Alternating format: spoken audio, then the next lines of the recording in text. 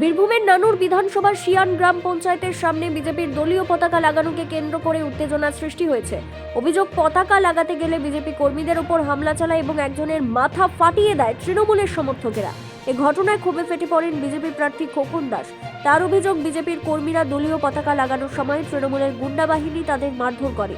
এই ঘটনার প্রতিবাদে খোকন দাসের নেতৃত্বে বিজেপি কর্মী সমর্থকেরা শিয়ান গ্রাম পঞ্চায়েতের সামনে বোলপুর নানুর রাস্তায় বসে অবস্থান বিক্ষোভ শুরু করেন। বিক্ষোভকারীদের দাবি, অভিযুক্তদের দ্রুত গ্রেপ্তার করতে হবে, না হলে আন্দোলন চলবে।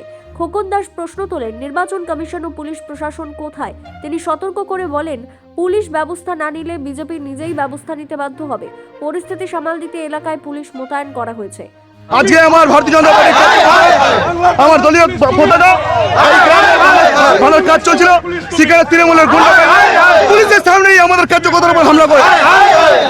এখনো পর্যন্ত পুলিশের সামনেই আমাদের উপর হামলা করে। এই নির্বাচনে শান্তিপূর্ণভাবে নির্বাচন করার কথা বলছেন নির্বাচন কমিশনার, কিন্তু আমাদের নানুর বিধানসভা এই সিয়ান এখনো পর্যন্ত আমাদের দলীয় কার্যকর্তারা নিরাপদ নয়। কেন নির্বাচন কমিশনার এদিকে নজর দিচ্ছেন না? এবং এখানকার যারা পুলিশ প্রশাসন আছেন, যিনি এসপি আছেন বীরভূম জেলার, এবং আইসি যিনি রয়েছেন, এখানে এখনো পর্যন্ত আমাদের এখানকার কেন্দ্রবাহিনীর এখানে ভুল ডাইরেকশন দেওয়া হচ্ছে।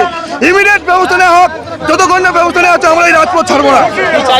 আমরা চাই যারা যারা এই ধরনের জঘন্য ঘটনা ঘটেছে তাদেরকে গ্রেপ্তার করতে হবে, আর যদি না গ্রেপ্তার করে তাহলে আমরা ব্যবস্থা নিতে বাধ্য হবো। আমাদের অবস্থান এই রাস্তায় আমরা বসে রাখছি, যতক্ষণ না গ্রেপ্তার করছে ততক্ষণ আমরা এই রাস্তা ছাড়বো না। বীরভূম থেকে অনির্বাণ পাজার রিপোর্ট, বিগ নিউজ বাংলা।